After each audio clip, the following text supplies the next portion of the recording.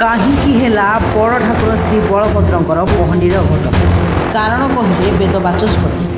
ମଙ୍ଗଳବାର ଆଡ଼ପ ମଣ୍ଡପକୁ ପହଣ୍ଡି କରି ନେବା ବେଳେ ବଡ଼ ଠାକୁର ଶ୍ରୀ ବଳଭଦ୍ର ଝୁଙ୍କି ପଡ଼ିବା ଘଟଣାର କାରଣ କ'ଣ?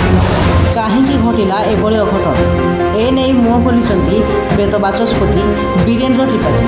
ସେ କହିଛନ୍ତି, ବାମଦେବ ସଂହିତାରେ ସ୍ପଷ୍ଟ ଭାବେ ଲେଖା ଅଛି, ଶ୍ରୀଜୀଉଙ୍କ ପହଣ୍ଡି ବେଳେ ଯେପରି ତାଙ୍କ ଶ୍ରୀ ଅଙ୍ଗରେ କୌଣସି ଆଘାତ ନ ଲାଗେ, ସେଥିପାଇଁ ଦଇତାମାନେ ସତର୍କ ରହିବା ଦରକାର। କାରଣ ସେମାନେ ହେଉଛନ୍ତି ମହାପ୍ରଭୁଙ୍କର ଅଙ୍ଗରକ୍ଷୀ। ଚତୁର୍ଦ୍ଧାମୂର୍ତ୍ତିଙ୍କୁ ଅତି ସାବଧାନରେ ନିଆଯିବା କଥା।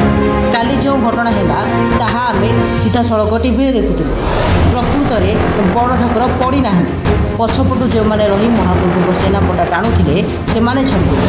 ଆଗପଟେ ଯେଉଁମାନେ ଥିଲେ ମହାପ୍ରଭୁ ସେମାନଙ୍କ ଉପରେ ହାମୁଡ଼ାଇ ପଡ଼ିଥିଲେ। ଏହା ଓଡ଼ିଶାର 4.5 କୋଟି ଲୋକଙ୍କ ହୃଦୟକୁ ବାଡ଼େଇବା ଘଟଣା ହେଲା।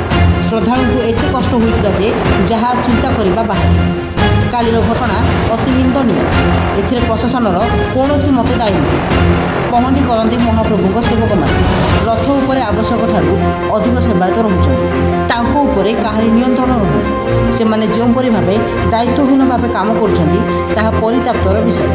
ପ୍ରକୃତରେ ବଡ଼ ଠାକୁରଙ୍କ ପଛରେ ଯେଉଁମାନେ ଥିଲେ ସେମାନେ ପିଲା ସେବାୟତ। ସେମାନଙ୍କର କୌଣସି ଅଭିଜ୍ଞତା ନାହିଁ। ସେମାନଙ୍କୁ ବରିଷ୍ଠ ସେବାୟତ ପ୍ରଶିକ୍ଷଣ ଦେଇ ଛାଡ଼ିବା କଥା।